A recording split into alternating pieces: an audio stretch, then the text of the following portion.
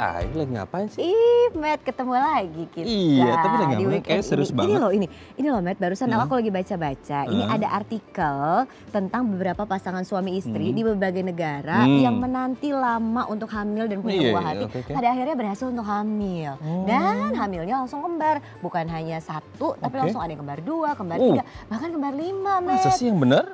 Iya benar. Ya ampun, keren tapi banget. emang ya kalau misalnya udah rezeki, terus kita selalu sabar, berusaha juga terus, pasti akan dikasih juga. Insya Seperti Allah topik yang akan kita bahas ada hari jalan. ini. Betul sekali. Tapi ngomong-ngomong tentang topik, kita belum nyapa pemirsa nih ada di rumah. Iya, sapa dulu pemirsanya. Halo pemirsa, apa kabar Anda akhir pekan ini? Senang sekali saya Ayu Sutomo dan Raden Madlias. Kembali menjumpai Anda di mana lagi kalau bukan di Bincang Sehati Weekend. Sama seperti yang disebutkan oleh Ayu tadi. Yes. Ini akan menjadi topik kita kali ini tentang sabar menanti kedatangan buah hati. Tapi sebelum kita membahasnya, kita saksikan dulu pendapat masyarakat tentang topik kita hari ini dalam tayangan berikut.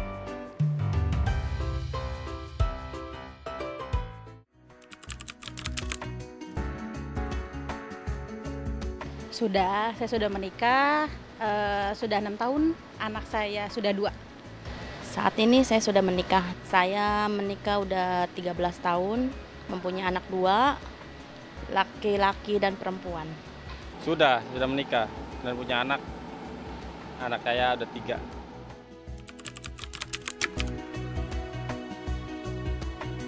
Kalau bagi saya anak itu benar-benar anugerah banget ya. Kalau kita lagi bete, ada anak, rasanya seneng banget. Terus kalau lagi sedih, pasti ke anak. Anak itu benar-benar istimewa banget lah. Pokoknya makna anak itu sangat berarti buat saya. Karena kehadiran anak itu bisa buat kita bahagia. Kadang di saat kita sedang pusing atau apa, pulang kerja, ada anak yang bisa menghibur kita, bisa buat semangat kita untuk hidup. Makna anak buat kehidupan saya ya sangat berarti sekali. Sebagai penyemangat.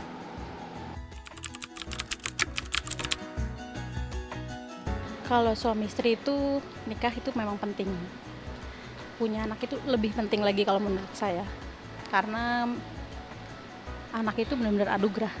Apalagi saya udah punya anak 2. Yang satu udah sekolah, makin lama makin besar. Jadi saya senang banget sama anak saya. Pentingnya pokoknya kita setelah menikah, kita bisa merubah hidup kita 180 derajat.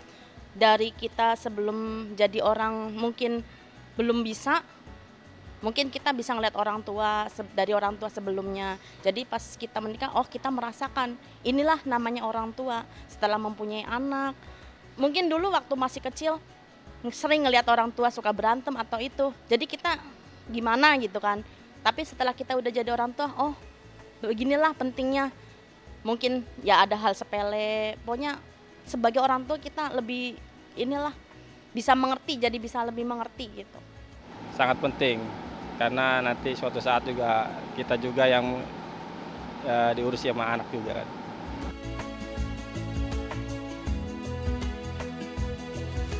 Nah itu dia tadi pendapat masyarakat tentang topik kita hari ini, sabar menanti buah hati. Memang kalau kita lagi weekend kayak gini, biasanya ada saudara kita yang lagi melangsungkan resepsi pernikahan.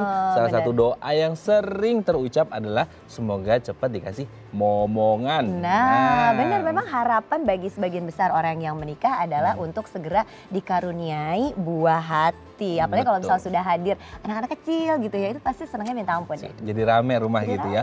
Tapi bagi Anda pemirsa yang memang sudah menikah dan belum diberikan rezeki berupa momongan, jangan berkecil hati. Tetap bersabar, tetap berusaha, yang penting ikhtiar. Nanti Tuhan pasti kasih yang terbaik. Iya betul, dan sesuai topik kita kali ini, Madlias dan pemirsa, kami telah menyiapkan satu rangkuman informasi tentang topik yang akan kita bahas hari ini. Seperti apa tayangannya? Silakan simak yang berikut ini.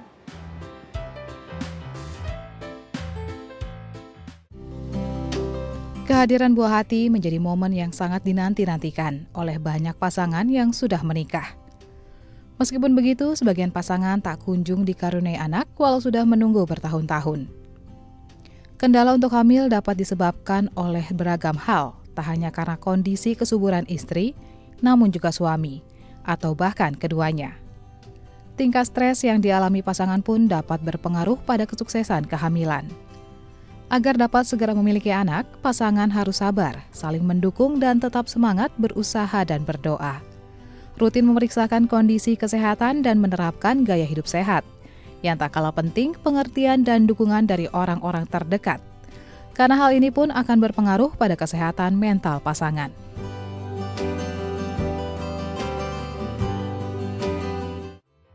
Nah, Matt dan pemirsa di rumah, itu tadi sedikit cuplikan tentang topik yang akan kita bahas hari ini. Dan untuk supaya bisa segera hamil tentunya banyak hal yang harus diperhatikan. Mulai dari harus sehat, gak boleh juga stres, supaya pikiran juga tetap positif dan senantiasa terjaga dengan baik. Betul, tapi ternyata tidak hanya ngomongin tentang kesehatan fisik nih pemirsa, ternyata juga harus ngomongin kesehatan mental. Yes, benar. Stres itu sangat berpengaruh pada proses kehamilan. Jadi kalau kitanya feeling good, tidak stres, itu pasti dikasih momongannya lebih cepat. Iya benar. Dan sehabis ini, Matt dan pemirsa, kita akan menyaksikan mitos dan fakta seputar menunggu buah hati. Nah, seperti apa mitos dan faktanya, betul atau salah ya selama ini yang beredar di masyarakat? Kita akan saksikan selepas yang satu ini. Jadi pastikan Anda tetap di Bincang Sehati Weekend.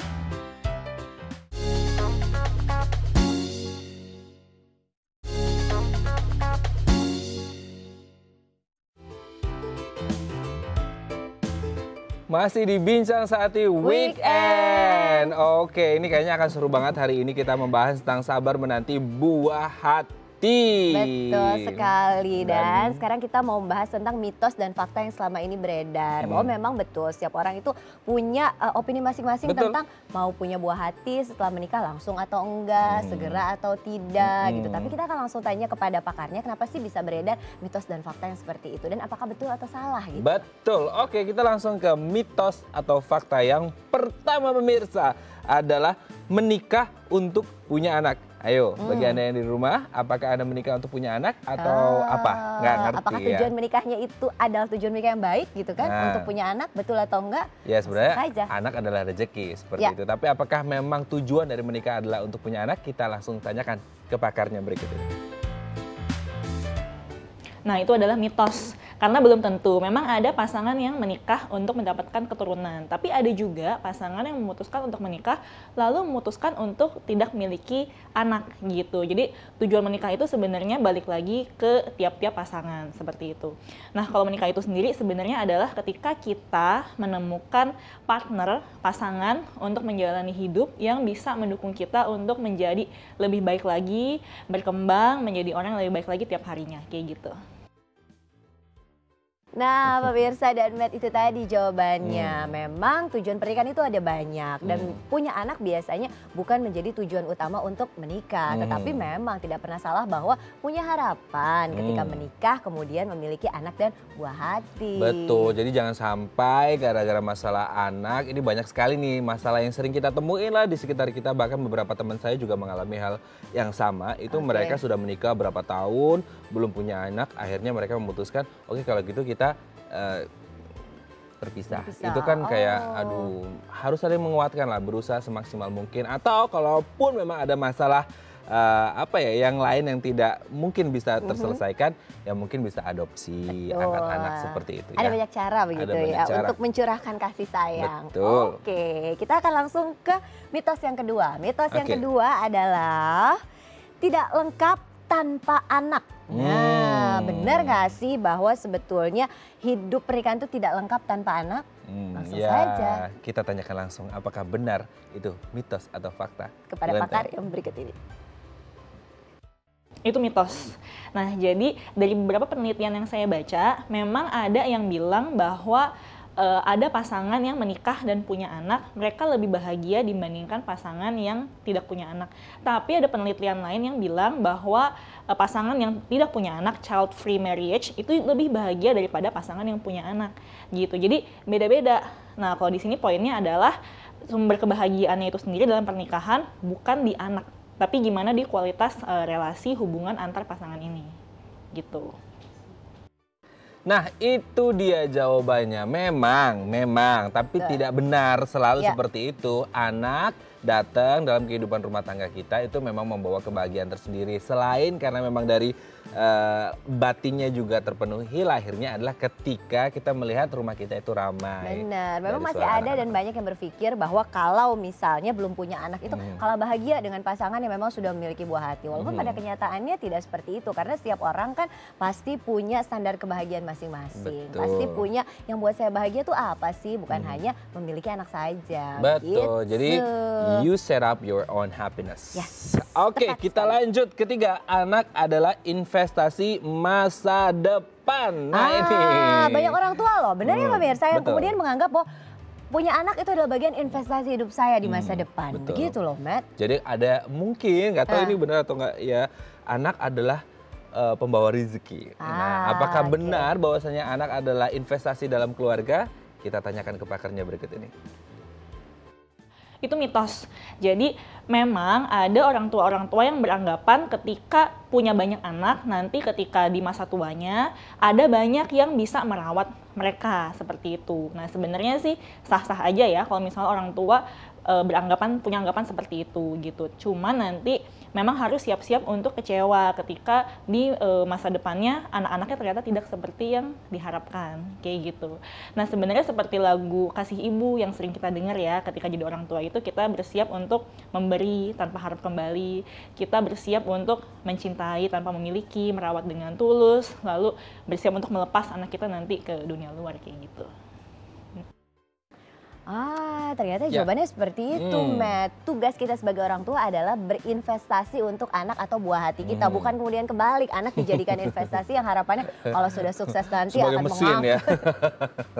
akan mengangkat derajat orang tua, membuat orang tuanya lebih bahagia. Bukan itu sebetulnya harusnya tujuan untuk memiliki anak atau buah hati. Ya, kembali ke nature-nya sebenarnya orang tua punya anak ya, orang tua tugasnya menjaga, merawat si anak supaya tumbuh besar dan ketika besar nanti sukses bisa merawat orang tua juga. Betul, langsung saja kita masuk ke mitos yang selanjutnya, yaitu anak membawa perubahan.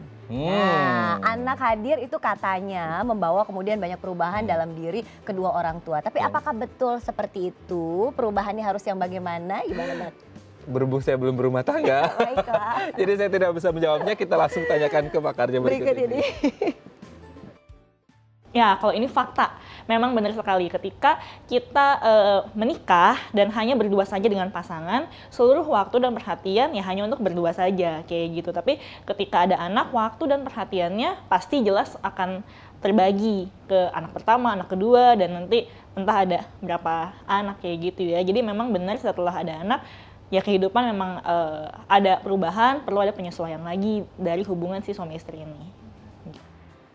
Nah, ternyata benar ya, hadirnya anak itu secara tidak langsung pasti akan membawa banyak perubahan dalam hubungan atau relasi suami istri. Karena memang dengan memiliki anak artinya punya tanggung jawab lebih yang harusnya membuat pasangan suami istri itu berubah menjadi lebih baik. Karena kan harus jadi contoh buat anak-anaknya dong. Betul, jadi ketika sudah ada anak biasanya hubungan akan bisa jauh lebih romantis karena memang dua belah pihak baik ibu maupun bapaknya, suami istrinya ini bisa jauh lebih bertanggung jawab seperti Ayu bilang tadi. Dan akhirnya keluarga jadi semakin harmonis.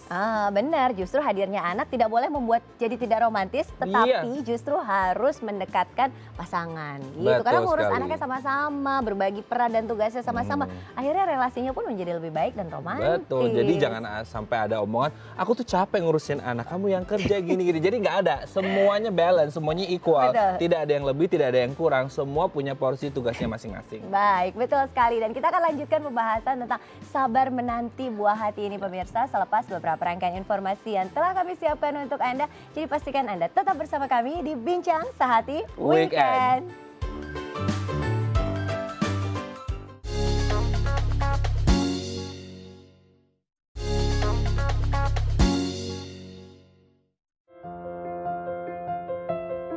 Kembali lagi pemirsa di Bincang Sehati Weekend. Dan Mas serta pemirsa di rumah kita akan melanjutkan obrolan kita hari ini tentang sabar menanti buah hati dengan narasumber yang sudah hadir di sini, Mas. Langsung saja ya kita sambut narasumber kita hari ini, yaitu ada Dr. Caroline Hutomo, MSc Humrepro, spesialis SPOG, spesialis kebidanan dan kandungan dari Rumah Sakit Ibu dan Anak Bunda. Halo dokter. Silakan duduk dokter. Silakan duduk dokter, cantik banget hari ini dokter. Terima kasih. Luar biasa. Silakan dok. Oke dok, hari ini kita akan membahas tentang topik sabar menanti buah hati. Kalau kita berbicara tentang buah hati, kan memang impian dari setiap rumah tangga, terutama untuk mereka-mereka yang baru saja married, seperti itu kan, baru saja menikah. Tapi kalau berbicara tentang topik kita hari ini, sabar menanti buah hati, sebenarnya sabar itu konteksnya apakah ya udah jalanin aja, let it flow aja, atau nunggu aja kapan dikasihnya, nggak usah perlu program-program khusus atau gimana sih dok? Jadi pasangan suami istri kalau sudah menikah 1 tahun, Ya. sudah melakukan hubungan rutin, ya. Jadi dalam arti, oh suami saya di luar kota, atau istri saya di luar kota, mungkin itu sebagai penghalang. Tapi kalau rutin hubungan suami istri, udah nikah 1 tahun, belum dapat juga, nah segera periksakan. Setahun? 1 tahun. Oke. Ya, karena dalam 1 tahun itu harusnya 90-95 pasangan suami istri itu bisa hamil secara alami. Tapi kalau belum dapat dalam waktu 1 tahun, segera periksakan. Oke. Berarti waktunya itu 1 tahun gitu ya. Nah dok, kalau kemudian sudah menjalani selama 1 tahun, tidak terjadi pembuahan yang normal seperti yang seharusnya terjadi pada suami istri pada umumnya begitu ya dok, yang melakukan hubungan secara rutin selama 1 tahun itu. Lalu langkah yang dilakukan harusnya apa dok? Itu tadi yang saya bilang, segera periksakan diri pasangan suami dan istri ke dokter kandungan. Kalau perlu dokter kandungan yang memang menerjuni masalah kesuburan. Ya. Nah, kemudian satu lagi yang ingin saya tekankan, selain masalah 1 tahun itu, ya, kalau pada pasangan yang memang saat menikah usia istrinya sudah di atas 35 tahun, saya rasa tidak perlu nunggu 1 tahun, habis menikah, memeriksakan diri ya ke dokter kandungan. Terkait dengan persiapan, seperti kalau yang dilakukan oleh pasangan yang usianya di atas 35 tahun untuk perempuannya kan disarankan untuk nggak usah lama-lama langsung kemudian mengunjungi dokter kandungan. Tapi sebetulnya kalau untuk pasangan yang mungkin tidak di atas 35 tahun juga, tetapi usianya memang usia masih produktif yang baik begitu ya dok ya. Ada persiapan-persiapan tertentu nggak sih dok yang sebetulnya harus dilakukan? Enggak khusus-khusus banget sih, cuma ya kehidup sehat pada umumnya. Hidup sehat pada umumnya, makannya makan sehat. Jangan lupa olahraga. Ya, jadi makan sehat, olahraga. Nah, kalau seandainya, saya pengen vitamin yang cepat hamil, kadang kita suka kasih asam folat, kalsium, antioksidan, karena zaman sekarang kan lingkungan kita banyak oksidannya. Seperti itu. Oke. Tapi kalau misalnya pemeriksaan tertentu dok, ada nggak sih dok yang perlu untuk dilakukan oleh pasangan suami istri ketika mempersiapkan kehamilan? Kita bicara ke pemeriksaan tertentu ya dok. Nah, pemeriksaannya adalah satu, pemeriksaan standar adalah pemeriksaan untuk suami. Ya, karena pemeriksaan suami itu akan amat sangat mudah, simple, tidak menyakitkan. Ya, suami akan diperiksa spermanya tentunya. Ya, satu itu.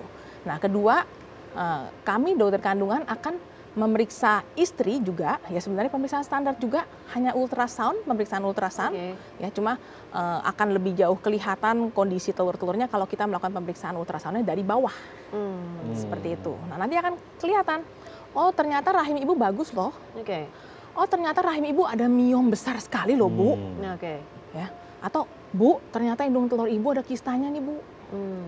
Ya, nah tentu kalau seandainya seperti itu, mungkin kita butuh tindak lanjut yang lebih intensif.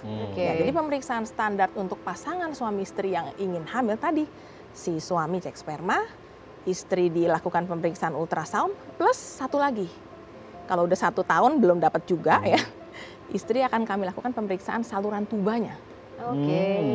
Ya, kita akan cek saluran tubanya ini tersumbat atau tidak.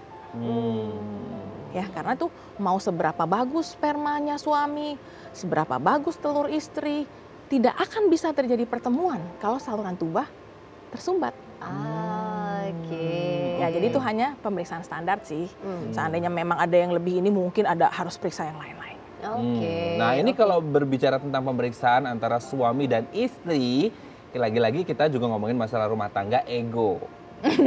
Ya kan, ini sudah bisa tertebak, dokter sudah mulai tersenyum di situ ya. Ketika suami merasa I'm fine gitu kan, istri juga bilang I'm fine gitu. Jadi kadang-kadang agak susah untuk kemudian menurunkan, terutama sang suami yang notabene mereka adalah kepala keluarga yang kayaknya aku nggak ada masalah kok gitu. Itu sering menemui hal-hal tersebut gak sih dok? Ada, terutama biasanya yang suka ego siapa? Saya nggak mau jawab. Udah tahu, udah merasa sendiri ya. Ya biasanya yang akan lebih ada egonya lebih tinggi biasanya dari pihak suami ya. Apalagi kadang kalau seandainya sang suami misalnya nih ya, misalnya pernikahan kedua, nah terus sang suami dari pernikahan pertama udah dapet, nah biasanya tuh egonya udah makin tinggi banget. Saya udah punya loh, kamu belum. Nah kesannya saya udah terbukti loh, padahal kan waktu bisa merubah segalanya. Benar. Ya kan? Jadi bisa berpotensi juga ketika mungkin di pernikahan sebelumnya dia sudah ada bukti, di pernikahan keduanya belum tentu juga. Betul, jadi memang adalah kalau pasangan suami istri datang harus fair. Jadi suaminya harus dengan ikhlas diperiksa, istrinya juga diperiksa. Tapi ya untungnya selama ini sih ya walaupun ada sang suami yang agak sedikit keras, tapi pada akhirnya mau juga untuk diperiksa gitu. Tapi berbicara mengenai pemeriksaan yang harus dilakukan oleh suami istri, walaupun dokter tadi sempat sampaikan ini pemeriksaan basic kok, pemeriksaan standar saja. Biasanya lama nggak sih dok? Karena kadang-kala kan lama atau tidak untuk melakukan rangkaian pemeriksaan tersebut, sekaligus juga dengan resultnya. Karena kan kadang suka bilang mau periksa tapi takut, mau periksa tapi nanti lama. Aduh bagaimana, banyak pertimbangan seperti itu. Itu bagaimana dok? Nah itu makanya saya bilang, mohon sekali lagi saya bilang, kalau untuk pengen hamil, apa sih yang harus kita lakukan? Program hamil. Nah kalau pengen program hamil harus gimana? Kan harus dicek dulu. Jadi nggak usah takut. Pak, semakin Bapak Ibu menunda untuk diperiksa, sebenarnya ada sesuatunya, kami tidak bisa bertindak. Jadi semakin cepat, semakin bagus, sesegera mungkin. Jadi udah nikah, nggak usah tunggu-tunggu. Segera periksa aja, nggak usah takut. Mudah-mudahan kami punya solusinya, ya kan? Tapi biasanya kalau ngomongin takut nih dok, takutnya itu apakah karena takut nanti akan divonis satu status tertentu, atau takut karena nanti takut gagal programnya? Yang biasa ditemui selama ini gimana dok? Ya, kurang lebih seperti itu dua-duanya. Satu takut pemeriksaannya, dok sakit nggak sih dok, sakit nggak sih dok. Nah, ya kan yang tadi sakit nggak sih, takut sakit ya. Kedua takut hasilnya, ya memang. Saya bilang, ibu bapak nggak perlu takut. Kalau memang ternyata ada suatu kekurangan ya, mudah-mudahan kami bisa memberikan solusi yang tepat untuk ibu dan bapak agar ibu dan bapak cepat mendapat buah hati.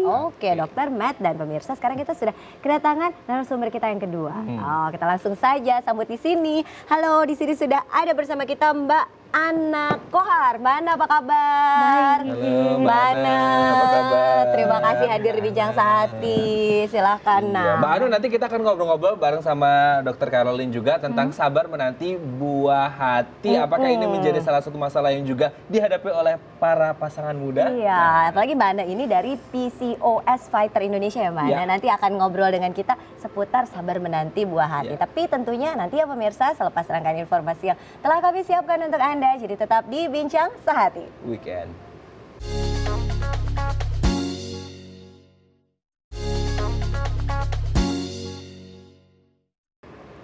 Kembali lagi di Bincang Sehati Weekend. Mbak dan pemirsa, kita akan lanjutkan pembahasan topik kita hari ini, yaitu sabar menanti buah hati dengan Dokter Caroline juga dengan Mbak Ana. Sangat luar biasa. Tadi di segmen sebelumnya kita ngobrol banyak sama Dokter Caroline tentang ya kehidupan rumah tangga dengan anak itu seperti apa dok. Tapi sekarang kita ke Mbak Ani terlebih dahulu. Mbak Ani ini sekarang seorang ibu dengan berapa anak Mbak?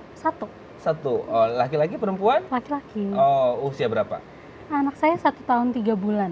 Oh masih baru. Unyu-unyu ya. Oke.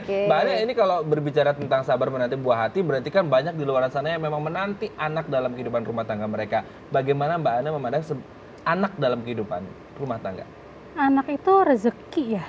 Jadi kita tuh berusaha tetap gitu. Cuman jangan jadikan, apalagi banyak perempuan yang ngerasa kalau punya anak itu adalah kewajiban dia.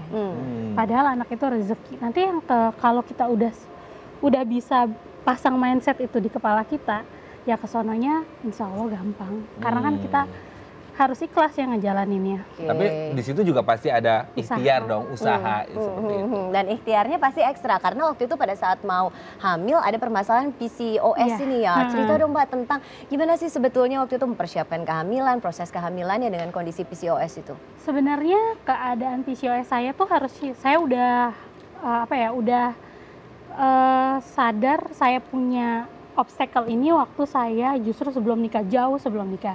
Dari saya pubertas, itu masa menstruasi saya selalu skip. Gitu. Jadi pernah sampai di 1 tahun itu saya menstruasi cuma 2 kali. Gitu. Nah kemudian setelah itu kan saya udah bolak-balik dong ke dokter obsgin kan, sejak sebelum nikah malah. Tapi dokter bilang waktu itu, oh ini hormonal aja gitu, mungkin olahraga, jaga berat badan turunin, waktu itu berat badan turunin. Nah waktu menikah 3 bulan pertama menstruasi saya lancar, itu pertama kali dalam hidup saya tuh berturut-turut menstruasi lancar. Di bulan ketiga nggak datang, bulan keempat menstruasi saya nggak datang. Dari situ wah pede nih gitu kan. Akhirnya ke dokter, ternyata enggak. Baru di situ setelah diketahui setelah transvaginal, dokter bilang oh ini sel telurnya kecil-kecil gitu. Itulah yang disebut polycystic ovaries. Kebetulan karena udah ada sindromnya, gejalanya udah kumpul, dan diagnosanya tegak, saya polycystic ovaries syndrome. Oke, ini kalau melihat apa yang terjadi dengan Mbak Ane nih, Dokter Caroline, ini sebenarnya mungkin banyak yang belum paham dengan PCOS ini sendiri, gejalanya apa dan pengaruhnya terhadap kehamilan itu apa sih, Dok? Ya, jadi kan tadi Mbak Ana udah bilang nih, sebenarnya saya udah tahu loh, saya PCOS tuh dari saya remaja. Saya selalu edukasi. Kalau ada pasien datang dengan PCOS, saya bilangnya apa ya? Biasanya saya sebut nama karena belum nikah, masih muda. Ya, saya bilangnya Dona X gitu. Nanti kalau nikah, jangan tunda lama-lama untuk punya anak. Karena nanti kemungkinan kamu akan agak sulit. Dari sekarang, diet, ya. Karena musuhnya orang PCOS itu adalah gula, ya, dan olahraga. Ya, jadi diet, hindari gula, tekan karbohidrat, berolahraga lah, olahraga itu teman baiknya orang PCO. Ya, jadi saya bilang dari sekarang ya kamu nabung olahraga, diet, ya, supaya nanti kalau menikah nanti mudah-mudahan dapat segera. Saya bilang begitu. Kondisinya seperti apa sebenarnya, Dok? Kalau mungkin teman-teman di rumah belum tahu bahwa mereka juga mengalami PCOS itu seperti apa? Jadi yang khas dari PCOS itu adalah satu, menstruasinya menjadi irregular. Menstruasinya menjadi tidak teratur. Tidak teraturnya seperti apa? Jarang. Kalau perempuan-perempuan lain teman-teman ya, sebulan sekali mens ya. Mbak Ana mungkin 2 bulan sekali baru mens. Jangan-jangan kalau nggak dipicu, kalau yang parah nggak dipicu pakai obat nggak mens. Ya. Awal-awal 2 bulan, nanti mundur lagi kalau makin parah 3 bulan baru mens ya. Akhirnya kalau nggak dipicu pakai obat nggak mens. Satu itu. Kedua, akan muncul gejala-gejala kayak karena dia agak kelebihan hormon laki-laki ya. Jadi ada sedikit rambut-rambut tipis, misalnya bulu-bulu halus di atas rambut itu kayak kumis tipis ya. Atau rambut-rambut di daerah yang tidak diinginkan perempuan. Aduh saya nggak, ya tahulah kalau perempuan tuh nggak mau ada rambut-rambut di mana, nah itu tumbuh agak berlebihan ya. Kemudian ada sedikit jerawat kecil-kecil atau bahkan bisa agak parah seperti itu. Itu jadi gejala khas dari si PCOS itu. Nah, Mbak Ana, waktu itu dari menikah, kemudian mengunjungi dokter kandungan, kemudian akhirnya mengikuti treatment. Itu setelah berapa lama menikah kemudian datang ke dokter kandungan? Setelah 3 bulan menikah, 4 bulan menikah itu. Setelah menstruasi yang telat saya ke dokter. Cuman itu bandel. Iya kan, masih bandel, banyak banget. Tadi dokter bilang 2 tahun kemudian dia baru datang lagi. Ini enggak, ngomongnya cari second opinion, tapi pengennya ngedenger kabar baik dari dokter terus. Akhirnya jadinya tur dokter obsgin. Jadi denial ya. Jadi denial, cari dokter tujuannya denial, bukan untuk diobati, tapi malah dok denial ya dok, jangan. Dokter jawabannya agak berbeda sedikit gitu ya harapannya. Tolong berubah dong gitu ya. Pengen banget datang kabar baik, akhirnya tur tuh, udah lintas kota, lintas provinsi. Kayak gitu. Jadi saya dokter setanggerang diputerin, sampai ke Jakarta Barat, ke Jakarta Selatan, ngedengar teman, dokter di klinik ini, dokter di klinik itu didatengin. Padahal hasilnya sama. Gitu. Kemudian itu bandel dan akhirnya harus masang mindset yang bener lah, kalahkan si mental ini gitu, untuk nggak stres gitu. Nah, di titik mana akhirnya muncul mindsetnya berubah? Sadar diri gitu pada Sadar diri akhirnya. itu 2017 saya resign dari kantor, akhirnya udah capek nih, kayaknya bener kata orang nih, capek nih gitu. Akhirnya saya dari setelah resign itu udah mulai tuh olahraga, dari yang jalan, lari kecil gitu, ikut yoga, kemudian makan itu udah mulai diperhatiin, karbonya dikecilkan lagi gitu, gula-gula tambahannya di stop, kemudian kayak soy dan dairy product saya stop. Baru setelah itu 2018 awal saya hamil. Oke. Nah dok, tapi kalau misalnya perempuan dengan PCOS gitu dok, prosedur medis yang dilakukan tuh apa sih dok untuk menangani kondisi ini? Selain tadi ada diet, kemudian mengubah pola hidup dengan rajin berolahraga, ada yang lainnya nggak sih dok sebetulnya? Ya jadi itu kan diet sama exercise itu adalah hal yang dari perempuan itu sendiri, ya kan? Dia berusaha, ya kan? Tentu dia harus berusaha menghasilkan suatu telur yang baik. Ya, kalau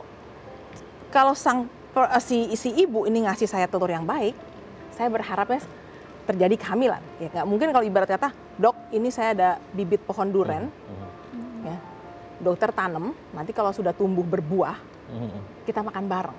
Ya, tapi kalau bibit pohon durennya udah rusak, nggak bagus, tentu kita harus melakukan effort yang lebih atau mungkin malah nggak bisa sama sekali kalau rusaknya parah, ya kan. Nah jadi diet dan exercise itu adalah suatu effort dari sang pasien. Nah dari kita akan berusaha membantu merangsang pertumbuhan. Karena yang terjadi adalah kalau pada pasien-pasien PCOS, telur-telurnya itu tidak bisa mengembang. Tidak bisa mencapai masa subur, kata orang awam. Ya, nggak bisa mencapai masa subur. Jadi kita akan bantu rangsang, kita bantu stimulasi dengan obat, supaya telurnya ini mengembang dan mencapai masa subur. Itu yang nanti akan kita lakukan untuk pasien-pasien PCOS. Mbak Ana, kalau kemudian dalam prosesnya menjalani treatment dengan dokter, kemudian seperti tadi mempersiapkan diri sendiri dengan olahraga dan yang lain-lain, dan dalam prosesnya menanti buah hati gitu di masa sudah menikah, ada nggak sih pressure dari lingkungan yang dirasakan? Terus bentuk supportnya dari suami itu seperti apa? Gimana Mbak? Banget. Kadang saya nggak tahu apakah emang lingkungan yang terlalu pressure, apa kita yang terlalu sensitif. Ya, agak beda-beda tipis. Agak beda-beda tipis kan. Kalau kita datang ke acara keluarga aja, yang ditanya kapan nyusul gitu kan. Sudah panik duluan ya. Sudah panik duluan, gitu keponakan udah pada lari sana sini gitu kan. Kita yang gitu. Kalau saya sih lebih kontrol diri sendiri ya. Kadang-kadang emang sengaja tuh kalau ada acara kayak gitu datang telat, bahkan ada acara gitu. Udah selesai beres-beres tenda baru datang ya. Maaf ya telat gitu. Kadang-kadang kayak gitu. Kalau untuk support ya jelas paling penting ya support suami ya. Benar kata dokter tadi, suami juga harus datang, suami juga harus menurunkan ego untuk dia juga diperiksa gitu. Karena ya hamil kan berdua ya dok ya. Betul sekali. Hamil itu berdua gitu. Kemudian untuk cari support system dari yang lain ya kebetulan saya ketemu ini PCOS Fighter Indonesia ini akhirnya di Instagram, waktu itu masih Instagram. Kemudian saya ikut baca-baca karena di situ infonya banyak banget. Baru saya ikut di grup WA-nya. Udah setiap hari ya isinya kita saling support satu sama lain, info-info dokter, info olahraga gitu. Padahal sih nggak jauh-jauh dari itu, diet olahraga. Oke, berarti apakah memang dukungan suami ini juga memiliki pengaruh yang positif gitu untuk Mbak Ana sendiri dalam proses kehamilan? Oh banget, saya itu terakhir liburan sama suami sebelum hamil itu ke Makassar kalau nggak salah untuk jenguk sepupu saya. Waktu itu suami sempat bilang nih, kita lagi packing, suami sempat bilang gini, dia manggil saya kan Neng ya, orang Sunda gitu. Neng, nanti kalau misalnya kita memang ditakdirkan untuk berdua, ya udah kita habiskan uang untuk jalan-jalan kayak gini aja. So sweet ya. And it feels like membanggakan. Pulang dari sono 2 minggu kemudian saya diundang sama rumah sakit Cipto untuk ikut program PCOS. Waktu itu mereka sering banget ngadain penelitian gitu. Waktu itu penelitian akupuntur. Saya datang ke sana untuk ikut program penelitian itu, kan dicek juga dok. Ternyata pas lagi USG udah kelihatan di situ ternyata udah ada kantung janinnya. Ya ampun. Itu perasaannya luar biasa banget pastinya ya. Iya, speechless sih di situ. Berarti ada hal yang sangat positif ya dok ya kalau kita lihat dari pikiran dan support dari orang-orang sekitar, tidak hanya ngomongin fisik dok. Saya selalu bilang kalau pada pasien-pasien saya, kamu jangan stres. Nah, ingin buah hati tentu kita harus berusaha. Jangan hanya berharap yang di atas ngasih hadiah, ngasih miracle. Kita tentu harus berusaha dulu. Ya, tapi mohon dalam usahanya jangan memaksa. Ya, jadi jangan saya udah ikut ini inseminasi, saya sudah ikut bayi tabung, saya harus hamil. Bayi tabung mahal, saya harus hamil. Kalau dipaksa seperti itu, entah kenapa itu malah akan memperberat ya. Oke. Sangat luar biasa ya. Terima kasih Dr. Caroline, terima kasih Mbak Ana sudah hadir di Bincang Satu Weekend. Ini sangat luar biasa, menginspirasi dan juga semoga menjadi semangat untuk teman-teman di rumah yang sedang mengharapkan kehadiran momongan atau buah hati. Selanjutnya kita akan berbincang juga dengan narasumber kita yang selanjutnya. Ada hal menarik yang akan kita lakukan. Apa itu? Nanti ya. Masih jadi Sobat yang satu ini pemirsa, pastikan Anda tetap bersama kami di Bincang Sehati Weekend.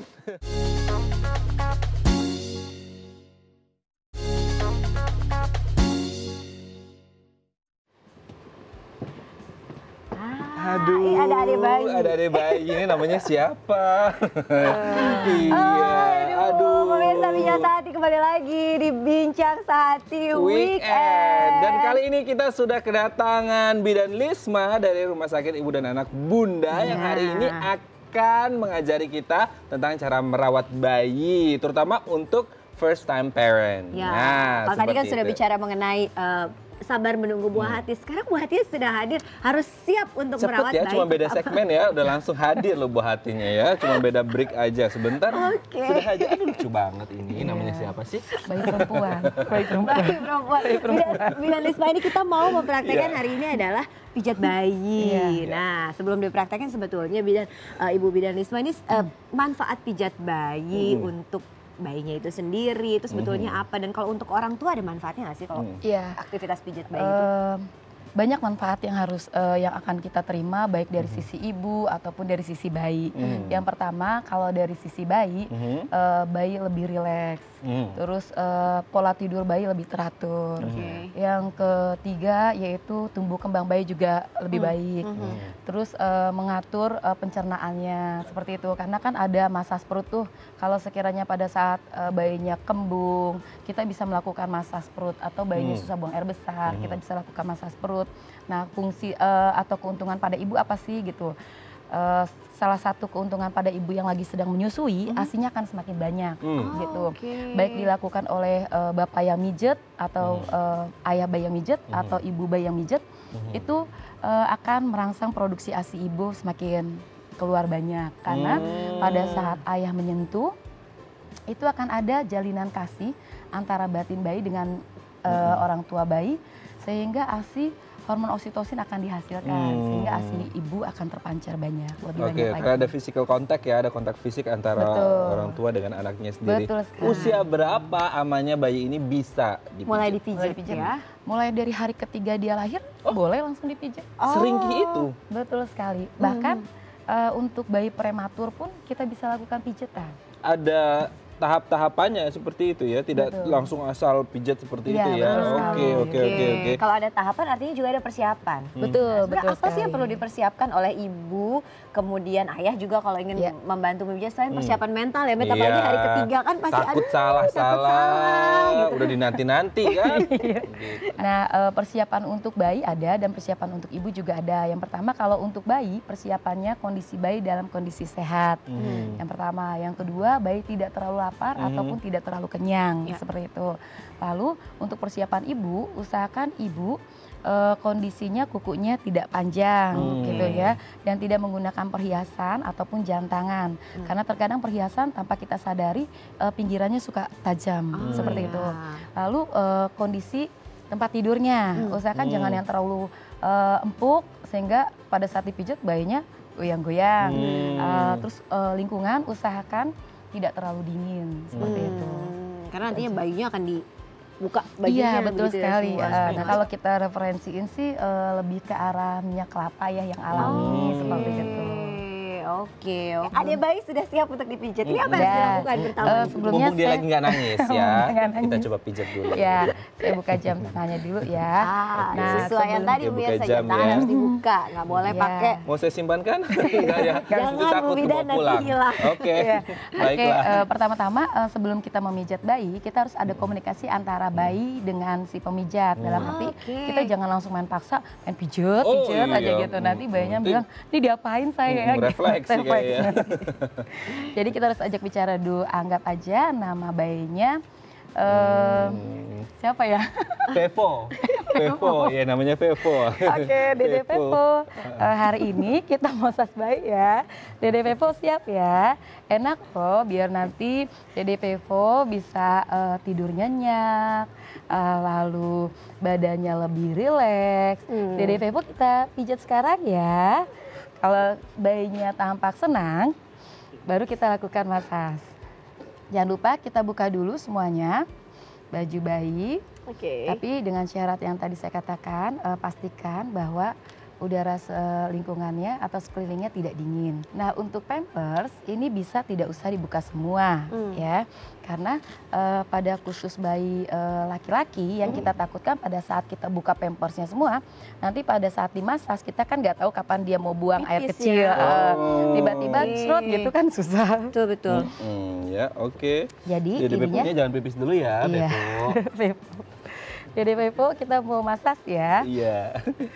Oke, Dede Pepo sudah siap? Oke, sekarang Suster Lisma akan masas Dede Pepo, oke? Tapi untuk daerah wajah usahakan minyaknya tidak usah terlalu banyak karena terkadang bayi tidak nyaman pada daerah muka diberikan minyak seperti itu ya. Tapi kalau visio kan dia tidak terlalu keras ya? Betul sekali gitu, tapi kita lihat respon dari bayi lagi. Gitu. Jadi jangan lupa kita usap seperti ini dulu. Dan sebelumnya mohon maaf, jangan lupa ibu juga atau ayah yang akan masas, jangan lupa cuci tangan dulu. Itu penting sekali gitu ya. Oke, setelah kita olah seperti ini supaya tangan kita hangat. Kalau sekitar kita langsung, kita ini takutnya tangan kita kondisi dingin. Bayi akan responnya kaget ya. Seperti itu. Ya. Ini namanya case love. Case love itu seperti membuka buku. Jadi dari sini ada tekniknya. Iya, tekniknya. Jadi dari sini, dari pangkal, terus kita buka. Dari pangkal kita buka seperti membuka lembaran buku ini. Lalu kita masuk ke gerakan yang berikutnya yaitu relax. Relax ini rata-rata bayi atau Dede Pepo pasti juga menyukai karena dari pelipis ini dari pangkal ke arah luar. Gimana? Nah, benar. Tahu berapa kali itu hitungannya? Oke. Kalau hitungannya dia bisa iramanya 1.000, 2.000 supaya tekanannya sama gitu ya. Nah, hitungannya sampai ke berapa? Sampai 6. 1.000, 2.000, 3.000, 4.000, 5.000, 6.000. Nah, untuk tekanan ini seperti apa? Seperti yang tadi Mas katakan, tekanannya itu usahakan tidak terlalu kuat dan juga tidak terlalu ringan. Dalam artian kalau dia ringan seperti dikitik-kitik. Nanti dia malah akan geli, ya gitu. Malah dia akan nangis responnya. Lalu rileks juga dari pinggiran hidung naik ke arah atas. Ya, ini namanya rileks, masih sebutannya gerakan rileks 1 sampai dengan 6. Lalu selanjutnya yaitu ke cute. Cute itu dari atas bibir bayi atau bawah hidung dinaikkan ke arah pipi bagian atas.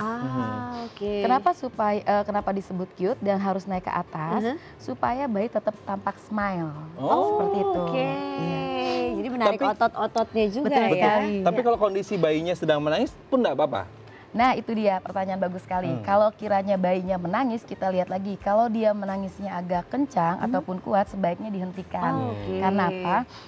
Pada prinsipnya kita kan sentuhan, memberikan sentuhan. Kalau dia nangis kejar, berarti bayi itu tidak nyaman pada posisi masas daerah muka. Jadi sebaiknya kita hentikan daripada nanti menimbulkan trauma pada bayi. Jadi jangan dipaksa ya. Jangan dipaksa. Dia merasa nggak nyaman dengan pijitannya itu ya sebaiknya tidak dilanjutkan. Ya, betul sekali. Nah, lalu cute yang keduanya itu yaitu dari rahang naikkan ke atas sambil membentuk circle atau berputar. Ya. Lalu setelah itu ke arah belakang, belakang telinga bayi, tetapi sambil circle dan dinaikkan sampai ke rahang depan. Kalau untuk khusus daerah dada itu di atas dada atau di atas perut. Jadi ada tulang iga kita. Jadi itu di atas letakkan tangannya. Yang gerakan pertama disebut butterfly. Butterfly itu mengarah atas semua sama-sama, lalu ke kanan dan ke kiri membentuk butterfly. Ya, seperti ini. Nah, ini 1 sampai dengan 6.000. Lalu yang gerakan kedua yaitu cross, menyilang. Menyilang seperti ini. Bayi kalau dia ASI eksklusif terkadang 4 hari atau 5 hari bayinya tidak bisa buang air besar. Dan itu kejar seperti itu. Jadi ibunya tidak usah panik, lakukan aja masas bayi. Gitu. Masas bayi yang pertama untuk bagian perut yaitu mengayuh.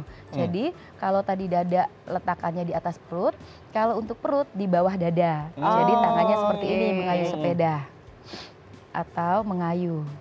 1.000, 2.000, 3.000, 4.000, 5.000, 6.000. Nah, khusus untuk bayi yang tadi saya sebut 3 hari atau hari keempat, kan tali pusatnya masih ada. Iya, betul. Untuk gerakan ini tidak dilakukan karena kan melewati daerah pusat seperti itu.